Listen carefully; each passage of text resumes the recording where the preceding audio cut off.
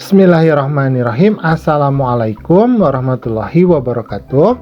Pada kesempatan kali ini kita akan belajar di kelas 3, tema yang keempat, subtema yang ketiga, pembelajarannya yang pertama. Nah, tetapi sebelumnya, bagi kamu yang belum subscribe, silahkan subscribe dulu. Pencet tombol like, kemudian share channel Guru Kelas 3, agar channel ini dapat terus berkembang dan memberikan manfaat bagi kita semua. Oke ya, nah sekarang kita akan lanjutkan pembelajarannya. Di sini kakak memiliki teks, kakak akan membantu untuk membacakannya.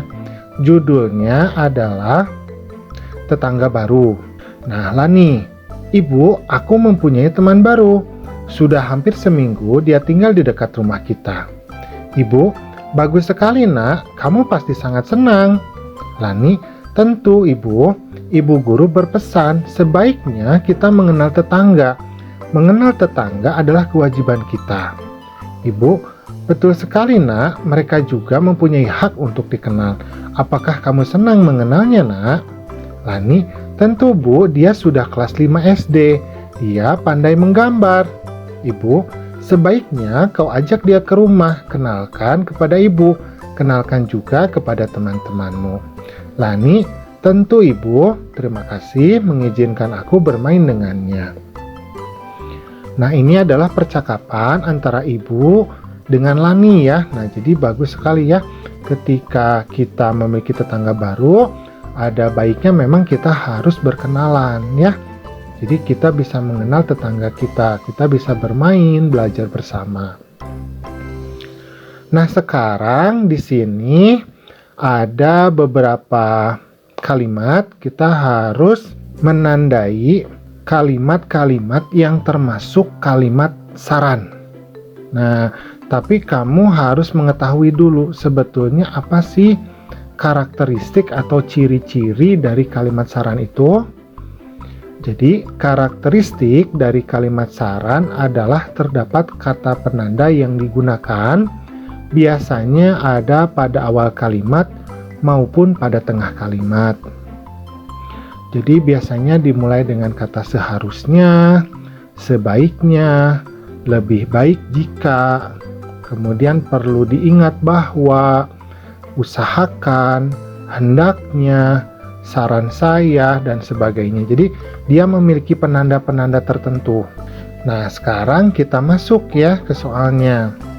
Nah, berarti nomor 1 misalkan, Ibu, aku mempunyai teman baru. Nah, berarti ini kalimat saran atau bukan? Nah, bukan ya. Berarti kita tulis S. S itu artinya salah. Nah, seperti ini. Kemudian yang kedua, sebaiknya kamu mengenal tetangga. Nah, berarti ini kalimat saran atau bukan? Ya, betul ya, kalimat saran karena ada kata sebaiknya. Nah, seperti itu. Kemudian yang ketiga, mengenal tetangga adalah kewajiban setiap individu. Nah, kalimat saran atau bukan? Bukan ya, karena tidak ada penandanya. Berarti kita tulis S atau salah. Dan yang keempat, sebaiknya kau ajak dia ke rumah. Nah, ini kalimat saran atau bukan? Ya, pintar ya kalimat saran karena ada kata sebaiknya. Kemudian nomor 5, kenalkan juga kepada teman-temanmu. Nah, ini kalimat saran atau bukan? Nah, bukan ya. Nah, berarti kita tulis S. Nah, salah seperti ini. Udah ya, gampang ya. Jadi kalimat saran itu dia memiliki penanda-penanda tertentu ya. Biasanya ada kata seharusnya, sebaiknya, kemudian usahakan, hendaknya, saran saya, dan sebagainya. Seperti itu ya. Udah ya, gampang ya. Kita lanjutkan. Nah, sekarang di sini ada pertanyaan lagi. Bacalah pernyataan berikut, berilah saran. Jadi kita akan memberikan saran ya. Misalkan nomor 1, Lani mempunyai tetangga baru. Lani belum mengenalnya. Apa saranmu untuk Lani? Nah, berarti apa saran kita untuk Lani? Nah, misalkan kakak memberikan contoh. Misalkan sebaiknya Lani berkenalan dengan tetangganya. Nah, seperti ini. Mudah ya, gampang ya. Nah, nanti untuk soal-soal selanjutnya silahkan nanti kamu kerjakan secara mandiri. Oke, kita lanjutkan. Nah, di sini kita memiliki soal matematika. Bila ibu membeli 10 buah toples, berapa isi masing-masing toples? Nah, jadi ibu ini memiliki kue bawang ya. Jumlah keseluruhan kue bawang itu ada 800 buah. Nah, ibu memiliki 10 toples. Jadi masing-masing toplesnya itu berapa buah isi dari satu toplesnya. Nah, berarti kan ini perkalian ya, 10 dikali titik-titik sama dengan 800. Nah, kebalikan dari perkalian itu adalah pembagian. Maka tugas kita adalah membagi dari 800 ini dibagi dengan 10. Nah, maka kita tulis 800, kemudian kita bagi 10.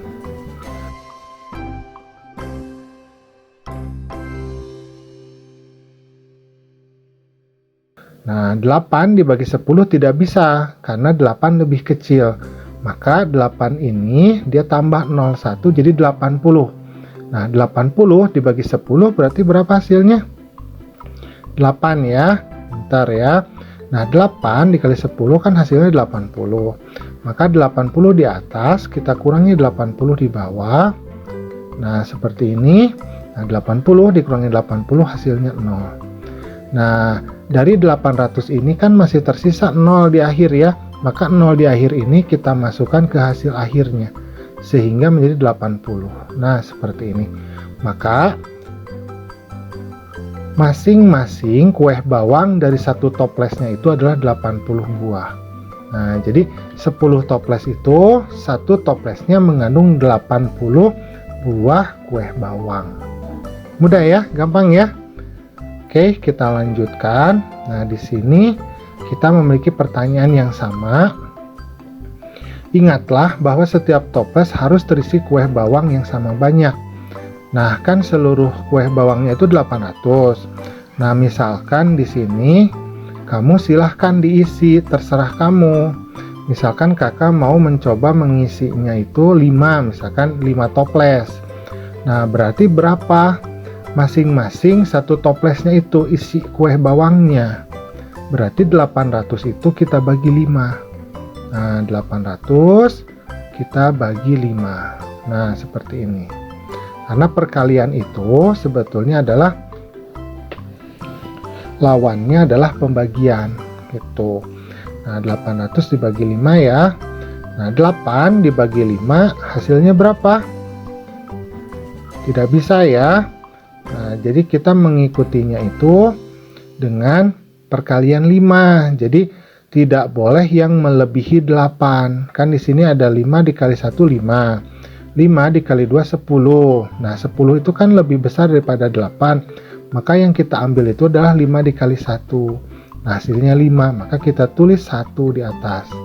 Karena 5 dikali 1 itu sama dengan 5. Nah, betul ya. 5 dikali 1 sama dengan 5. Nah, 8 ini kemudian kita kurangi 5. Nah, maka hasilnya adalah 3. Nah, 3 kemudian sekarang dibagi 5. Tidak bisa ya. 3 dibagi 5 karena 3 lebih kecil dibandingkan 5. Maka 0 yang di atas itu dia turun ke bawah. Nah, jadi 30.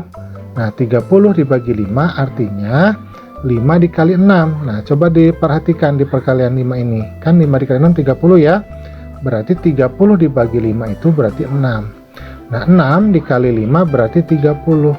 Nah, 30 dikurangi 30 berarti hasilnya 0.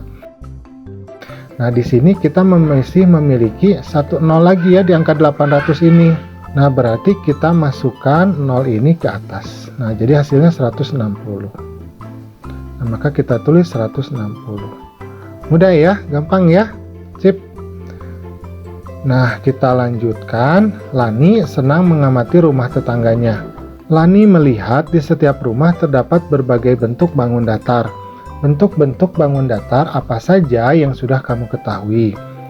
Amati bentuk bangun datar di bawah ini, warnailah dengan warna merah, kuning, hijau, dan biru, gunakan pensil warna. Nah, jadi di sini kakak akan menyebutkan nama-nama dari bangun datar ini ya. Yang pertama, ini namanya adalah segitiga. Kemudian ini namanya adalah lingkaran. Nah, kemudian ini namanya belah ketupat. Nah, kemudian ini namanya adalah persegi. Nah, nanti silahkan kamu membuat ya bentuk-bentuk bangun datar ini, kemudian silahkan diwarnai. Bisa ya? Gampang ya? Oke, kita lanjutkan.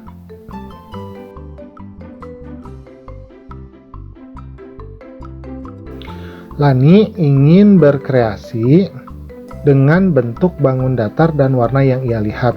Ia menggunakan kertas, gambar, penggaris, pensil, dan pensil warna.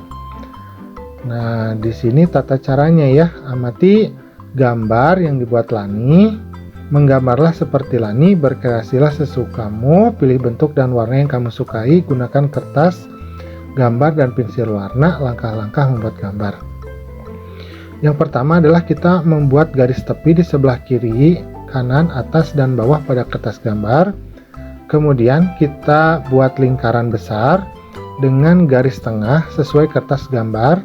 Gunakan jangka atau benda berbentuk lingkaran. Kemudian yang ketiga, bagi lingkaran menjadi 2, lalu 4, lalu 8. Gunakan pensil dan penggaris jika diperlukan. Nah, ini adalah gambarnya seperti ini ya. Kemudian bagi lingkaran menjadi 16, kemudian buat garis di ujung lingkaran seperti pada gambar di samping. Nah, seperti ini. Warnai gambar dengan warna kesukaan. Nah, mudah ya, gampang ya. Nanti silahkan. Jadi kita pertama buat dulu bulatan ya atau lingkaran. Kemudian kita bagi menjadi 16. Setelah itu kita hubung-hubungkan garis pinggirnya seperti ini. Udah ya, gampang ya. Nah, alhamdulillah pembelajaran kita pada kesempatan kali ini sudah selesai. Terima kasih karena sudah mau menyimak. Assalamualaikum.